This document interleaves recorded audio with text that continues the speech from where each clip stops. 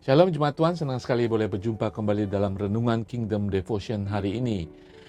Kembali Rasul Paulus mengingatkan kita di dalam pasal ketiga.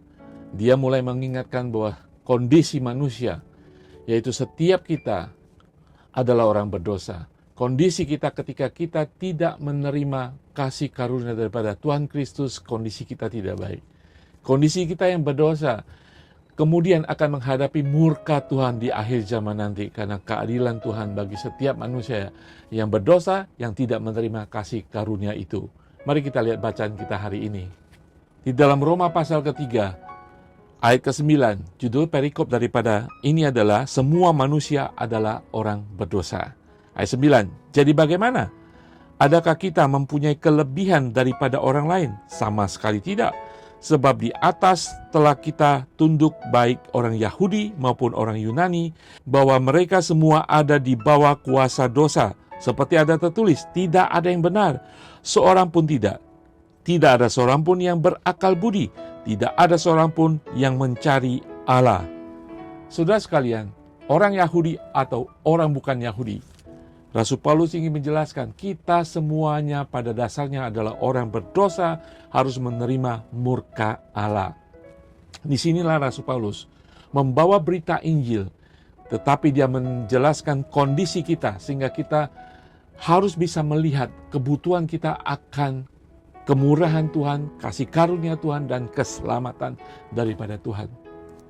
Tidak ada orang, siapapun dia, di muka bumi ini, setiap orang berdosa, bahkan manusia bangga akan keberdosaan mereka. Kenapa saudara? Karena kita tidak tahu kebenaran, karena kita menganggap kita paling benar. Kesombongan kita itu yang membuat kita terus melakukan dosa.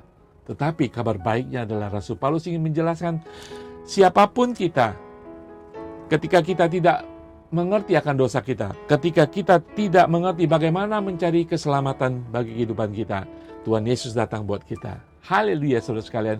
Ada satu cerita di dalam kehidupan Bill Graham, evangelis yang sangat terkenal itu, ketika dia masih aktif menginjili, ketika dia menulis berita-berita Injil di kolom-kolom surat kabar terkenal di Amerika. Ada seorang juga kolumnis daripada koran itu namanya Ann Landers.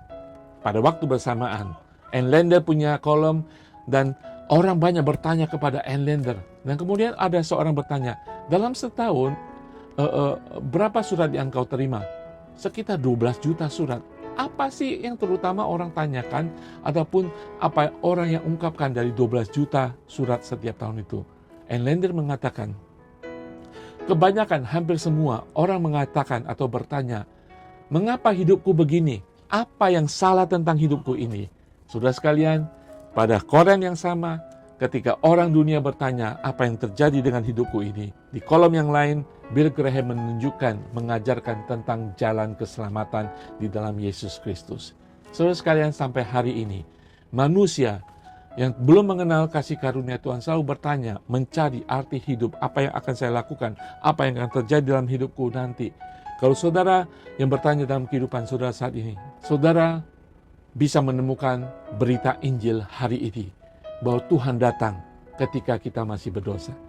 Ketika kita mencari kehidupan, ketika kita bahkan tidak tahu keberdosaan kita, Tuhan datang untuk menyelamatkan kita. Di pasal kelima, kemudian Rasul Paulus menjelaskan di ayat ke-8, akan tetapi Allah menunjukkan kasih-Nya kepada kita oleh karena Kristus telah mati untuk kita ketika kita masih berdosa.